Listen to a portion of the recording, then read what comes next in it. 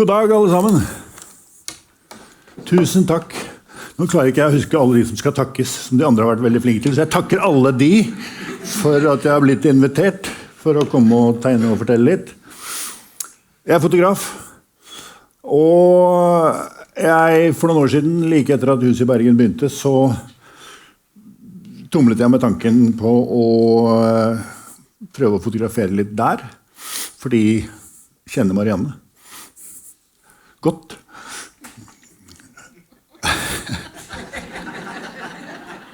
Bedre og bedre etter hvert.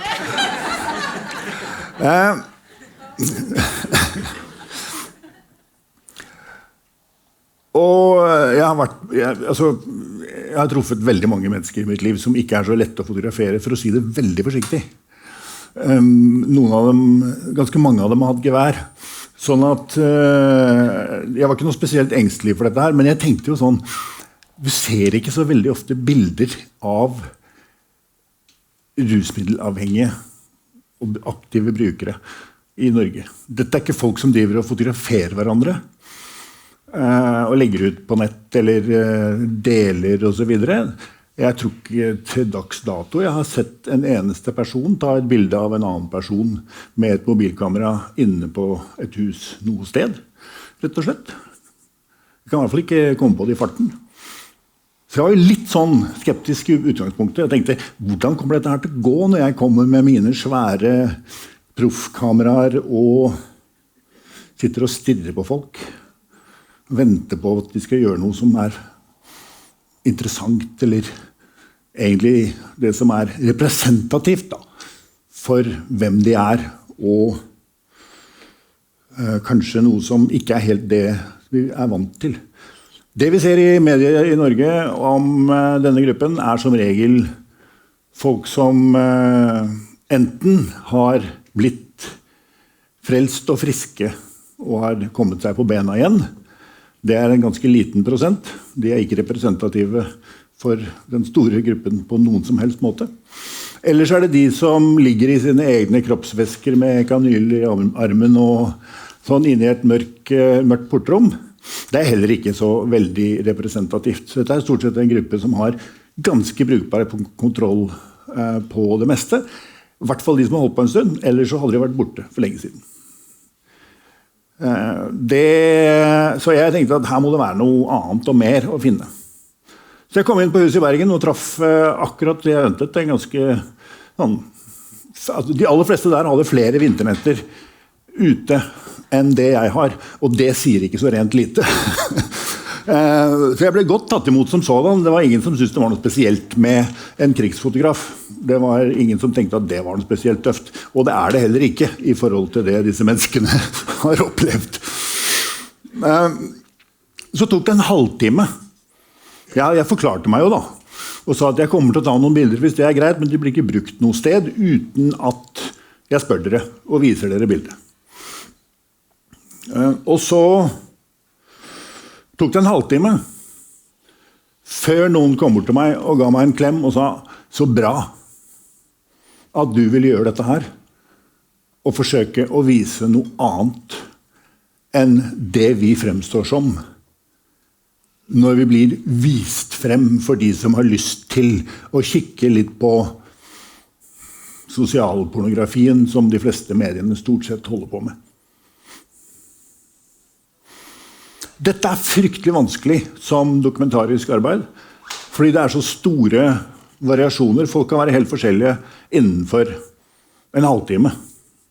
De kan komme hoppende og sprettende inn og sitte og sikle i sofaen en halvtime senere. Hva er representativt av det? Skal man vise begge deler, eller skal man rett og slett vente og bli kjent med folk før man velger hvilke bilder man skal bruke av dem? Og det er det siste jeg holder på med da. Så jeg har jo brukt noen 100 dager, og jeg er ikke ferdig på langt nær ennå på dette her. Men jeg synes det er viktig. Jeg har et kjempeprivilegium som har den tilgangen og får lov til å komme og gå og bli akseptert på den måten. Til dags dato er det en person som har sagt at jeg ikke fikk lov å fotografere han, og han ombestemte seg etter 2 måneder. Så det viser at det går an å bygge denne broen da, om kommunikasjon. Og den det jeg forsøker å være på en måte dette her. Ta med de av dere som ikke vet noe om dette, litt nærmere forståelse av hvem denne gruppen og få denne gruppen til å vise seg litt mer frem i samfunnet og ha en litt tydeligere profil. Det hadde hjulpet. Jeg håper at når huset i Oslo etter hvert flytter til større og bedre lokaler, så blir det ikke frostede vinduer, sånn som det nå. Det hadde jeg vært veldig glad for, hvis det ble et helt vanlig sted, hvor ingen tenkte på at det skulle være noe rart, hverken å se ut eller inn. I Bergen det heldigvis ingen frostede vinduer, og det jeg veldig glad for. Så jeg håper at det går den veien, at dette ikke blir noe uvanlig på den måten. Jeg skal begynne med det jeg tenker grunnfunksjonen. Ikke bare når det gjelder husene, men i et samfunn. Og det noe helt grunnleggende. Og så det litt sånn at det har vi dessverre glemt, mange av oss. Eller vi glemmer det av og til. Vi skal ta vare på hverandre. Vi skal ikke sette en masse andre ting foran noe så grunnleggende som at vi skal ta vare på hverandre. Når noen har det vanskelig, så har vi en fordømt plikt til å stille opp og gjøre noe med det. Og så må vi også innrømme at de aller fleste nordmenn har mer enn nok overskudd av tid, ressurser og hva det nå måtte stå på, til at vi greier å gi en hånd til noen av og til, i stedet for å krysse gaten når vi ser dem, sånn at vi ikke skal bli nødt til å snakke med noen som vi ikke helt sikre på hvordan vi skal måtte snakke til. Dette sånt som skjer. Det kommer inn en jente sent på kvelden som i veldig dårlig tilstand. Hun har gått ute i flere døgn, og det var ikke bra i det hele tatt. Kommer hun inn på huset her i Bergen, og så blir hun møtt av Yvonne. Og så får hun en kopp varm sjokolade, og etter hvert en dusj og rene klær. Noen å snakke med, noen som kan hjelpe henne videre med de problemene hun har, og som vet hvordan det og som vet hva som må gjøres for å få dette her til, fordi de har vært gjennom det selv. Og hvis ikke Yvonne klarer alt, så det en haug med andre mennesker der. Så det ikke sånn at dette løsningen på alle ting, men det i hvert fall bedre enn å gjøre ingenting. Dette ganske spesielt å få lov til å fotografere, og få lov til å bruke etterpå. Og jeg gjør det ikke med... Det ikke lett å gjøre det. Jeg må alltid passe på at de menneskene jeg har fotografert på denne måten, jeg kan ikke spørre henne der og da, det greit at jeg bruker dette bildet av deg? Hun hadde ikke husket det i 5 sekunder, uansett hva hun hadde svart. Så det viktig at jeg følger det opp og finner ut av det. Og sånn det nå med alle bildene. Men for meg så dette her essensen i det, og det burde være essensen for oss alle sammen. Vi har en forbannet plikt til å hjelpe hverandre.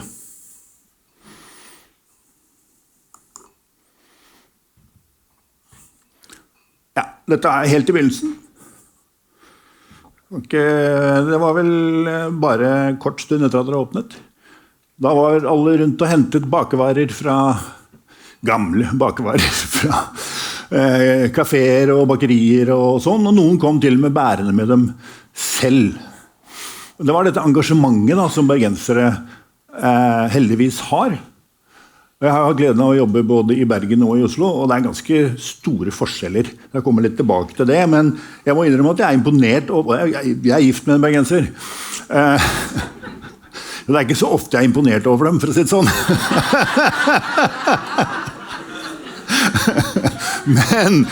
Men akkurat når det gjelder dette med å ha et samfunnsfølelse, at ting liksom henger litt sammen, og at man stiller litt opp for hverandre, der dere flinke, altså. Rett og slett.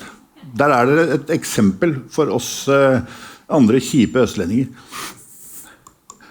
Fordi huset et sånt sted hvor man kommer inn, og så møter man folk som I godt humør. Selv om de kanskje ikke har så mange teoretiske grunner til å være det, så de det likevel. Dette Jarle. Jeg har sett ett bilde en gang av han, og jeg har vel også sett han kanskje ikke. Jeg tror ikke jeg har sett han uten at han smiler. Men Marianne sendte meg et bilde av han en gang, og sa, her, dette har ikke du klart, her et bilde av Jarle som ikke smiler. Og så det juks da, for han sov på det bildet, altså.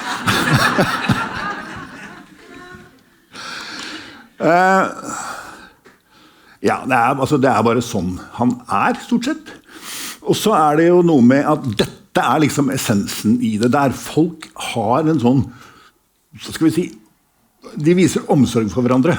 Og så høres det ut som en forferdelig ork for en som rusmiddelavhengig å drive med. Men må huske på at det mange av dem. Det ikke bare 2 og 2 og 3 og 3 som skal bidra med noe til hverandre. Det alltid noen som har litt ekstra å by på når de andre ikke kan. Det alltid en som greier å reise seg og si, ja, men jeg kan hjelpe deg med dette her. Man blir ikke alene. Det vanskeligere å ligge på fortau og få hjelp, enn det å få hjelp inne på et hus. For det nemlig sånn som dette man ser hele tiden. Det en skal vi si det, altså, dette folk som flinke til å følge hverandre opp, de flinke til å motivere hverandre, de flinke til å finne et eller annet positivt I selv ting som så mørke at jeg skal ikke begynne å beskrive dem en gang. For dette mennesker som lever vanskelig liv. Altså. Jeg kan si med hånden på hjertet at med all min erfaring så hadde jeg ikke overlevd som sånn tung bruker på gata. Hadde ikke hatt sjans, jeg hadde blitt statistikk ganske fort. Jeg har ikke de evnene som skal til for å leve det livet over lang tid. Og jeg skjønner jo teoretisk hvordan man kan få det til, men jeg forstår fortsatt ikke at mange av de menneskene jeg treffer på husene fortsatt lever. Ikke bare lever de, men de lager nye liv. Jeg har ikke øvet på den, jeg kom på den nå. Og mottas selvfølgelig da med stor glede og omsorg inne på huset. For omsorg jo en sånn gjennomgående greie her.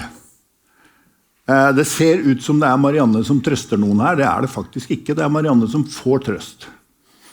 Det ikke alle her som har opplevd det, kanskje at hun trenger trøst, men det skjer faktisk av og til.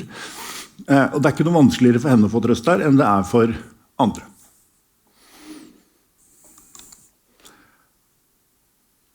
Jeg har med dette bildet bare for å vise at det stor forskjell på mennesker som avhengige. Kontrasten. Det spenner så vidt at det helt umulig å sette det I en klassifikasjon. De som synligste gatebildet ikke nødvendigvis de som representative for de som avhengige. Og det før vi begynner å snakke om lovlige rusmidler. Og så får man hjelp da selvfølgelig, med alt mulig greier. Det alltid noen der som kan noe, som noen trenger kunnskap eller hjelp med. Og det en helt sånn grunnleggende viktig funksjon. Hvis du ikke tør å ringe til NAV om et eller annet problem du har, så det alltid en eller annen der som sier, men jeg kan hjelpe deg å ta den telefonen, eller bli med deg til NAV og prøve å ordne opp I dette her. Hva det du trenger? Sånn. For nesten alle har vært gjennom disse løpene før, og de vet hva de skal si og hva de skal komme med.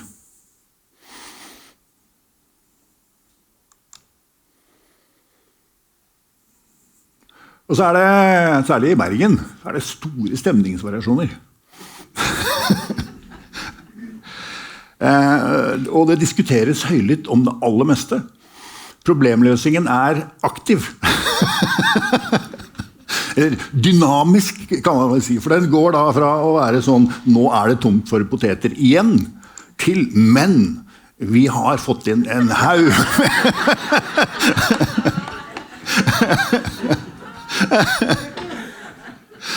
Og dette her det liksom snakk om sekunder mellom dette her. Dette ganske vanlig. Man henger ikke med nebbet veldig lenge om gangen, og kanskje ikke alltid omvendt heller. Det ikke alltid folk har det kjempemorsomt hele tiden. Men stort sett, og det ser jeg jo når jeg går gjennom alle disse bildene jeg har, så det dette som mer typisk enn at folk sitter og har det kjipt. Fordi spesielt i Bergen så det ikke så lett å sitte stille i en krok og ha det kjipt. Det har jeg prøvd selv, og det jeg sitter der med all min PTSD og ja, hva det måtte være av gamle depresjoner og sånt, som alle gamle krigsfotografer får. Men jeg får ikke lov å være i fred.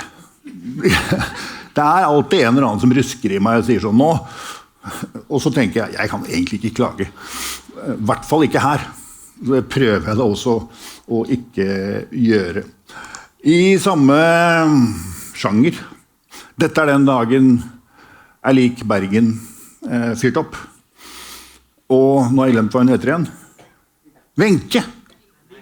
Vibeke! Det står Wenche på min greie her. Det må... Ok, Vibeke hadde vært oppe halve natta for å få sånn selgerkort nummer 1. Derav pekefingrene. Hun forsvant ut i Bergens gater og begynte å selge. Jeg liker Bergen. Dette ser du ikke i Oslo, altså. Jeg må bare, altså de som selger lik i Oslo, hvis de hadde agert på den måten her, så hadde de sannsynligvis blitt tauet bort av en vekter ganske omgående. Men Vibeke kom vel tilbake med en anselig pengesum og var overlykkelig for å ha fått noe å drive med på en sånn måte. Det var hjertevarmende å se den måten dette her startet på, og den voldsomme energien som var i det der, og ikke minst de rapportene som selgerne har om hvordan det å selge lik Bergen i Bergen. Og så det musikk da. Går ikke an å hoppe over det. Det musikkrom. Og band og greier. Litt mer i Bergen enn i Oslo foreløpig. Men det kommer nok, spesielt siden sjefen til venstre på huset i Oslo, som sitter der, før han ble avslørt som spaner og hadde kort hår, så han sånn ut, og da var det ingen som skjønte hvem han var. Men han har jobben fortsatt, vet ikke hvordan det men han kom jo da over til Bergen for å spille og jamme med husbandet her. Og det veldig viktig for veldig mange, akkurat dette med musikk. Kjempeviktig. Sitter også musikksjefen fra Oslo, sitter her. Ja, og han kjente jeg ikke eneste av. Jeg begynner å lure på han også, for han har også klippet seg. Og tatt skjegget. Så det foregår et eller annet her, altså. Og så det mye feiring da, i Bergen. Det mye sånn tilstelninger. Det noe med, så det ikke bare 17. mai her. Og når det 17. mai, så det jo veldig 17. mai. Og den har veldig lite med Norge å gjøre og sånn.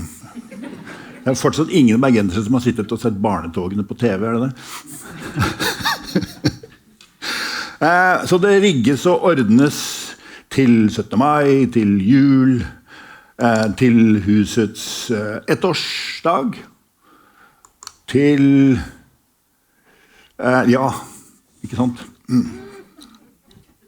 Ok, jeg skal egentlig ikke si så mye om dette her. Jeg konstaterte at det kom noe som lignet på antiluftskytsbatterier forbi, da jeg liksom fikk ristet av meg skjellsjokket og turte å stikke hodet opp igjen, så innså jeg at dette var visst nok underholdning. Dere som østlendinger ikke vet hva dette det ingen grunn til å finne ut hva det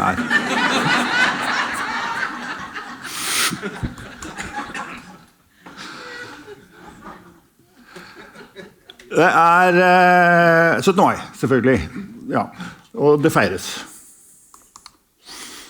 Og nå blir det snart litt trist her, rett og slett. For dette Hege på 17. mai for hvor mange år det siden? I 23. Ja. og Hans. Dette tror jeg på ettårsdagen, eller kanskje det på 17. mai. De var brukere. Da har jeg for så vidt avslørt hva som har skjedd med dem. Og jobbet og hjalp til på huset begge to. De var blant de som var mest aktive og sto på mest. Hans kjørte på matsentralen og hentet og ordnet sammen med flere andre. Dette en viktig del, dette med matlaging og sånt selvfølgelig en viktig del av det som foregår på husene.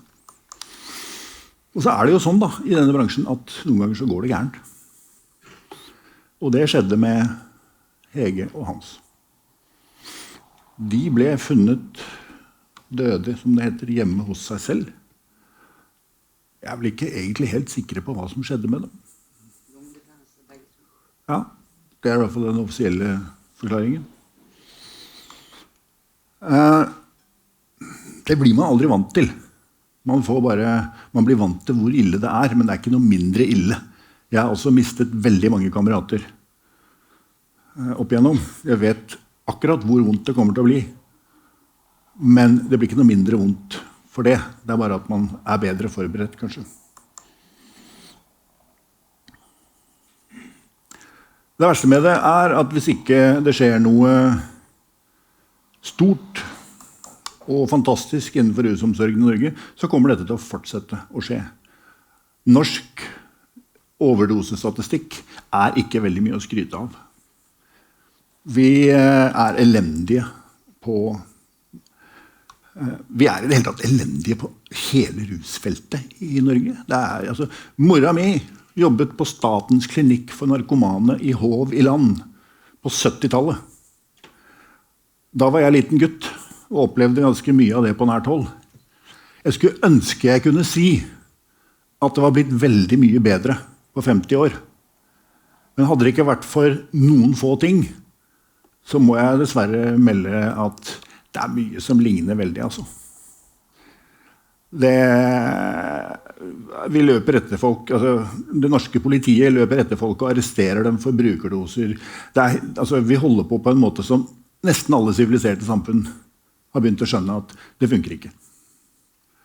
Det har aldri funket, og det kommer aldri til å funke. Hvis man ikke vil ha problemer omkring ulovlige rusmidler I et land, så må man ta pengene ut av det. Vi skal ta en reise. Dette et kort besøk innom på 17. mai på huset. Og så det en bergenser. Han her? Nei. Mannen til venstre fra Bergen, og det ser man. Han har tatt turen til Oslo. To skeptiske østlendinger som står og blir belært av en bergenser. Ikke noe uvanlig situasjon, kommer helt sikkert til å skje her I dag også. Men I Oslo ting veldig mye vanskeligere. Alle som har noe de kan bidra med når det gjelder den siden av Norge, så vær så snill å gjøre det, for det mye tyngre å dra alt I Oslo enn det her. Det samarbeidet og den viljen, det som disse politikerne her stiller opp og gjør, det finnes ikke I samme grad I Oslo. I Bergen det til dels sånn. Jeg har til gode å se en sånn situasjon med Chris og en politiker. I Oslo det ikke sånn. Ikke det hele tatt. I Oslo det tidvis ganske mørkt og vanskelig. Å drive huset og drive alt mulig annet, det tror jeg de fleste som Oslo-baserte kan skrive under på. Det vanskelig på individnivå også. Det skjer vonde og vanskelige ting med folk som kunne vært unngått. Og så skal jeg avslutte med Kenneth. Og her det, jeg vet det sitter folk og nikker rundt meg her nå. Kenneth og jeg har blitt venner, det gjelder mange av de jeg har jobbet på husene med. Og det litt sånn, her vi i grenseland for sånn klassisk rusbilde. Skittende fingernegler, rufsete hår. Og det Kenneth på en god del dager. Det går veldig opp og ned, for å si det sånn. Men han har holdt ut i mange år. Og han nok en kakerlakk, for å si det forsiktig. Han en tøffing også. Og et fantastisk fyr. Fordi dette også Kenneth. Og han like ofte sånn som han på det forrige bildet. Og nå han i behandling. Og da har jeg litt SMS-kontakt med han. Og i forgårs, eller for noen dager siden, så kom denne.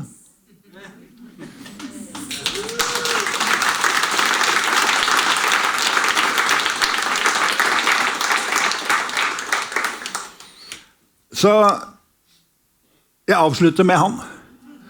Og ber dere å huske på at disse folkene akkurat som oss.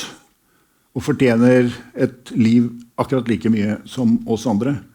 Og vi kan ikke fortsette sånn som vi har gjort hittil. Det går ikke. Tusen takk for meg.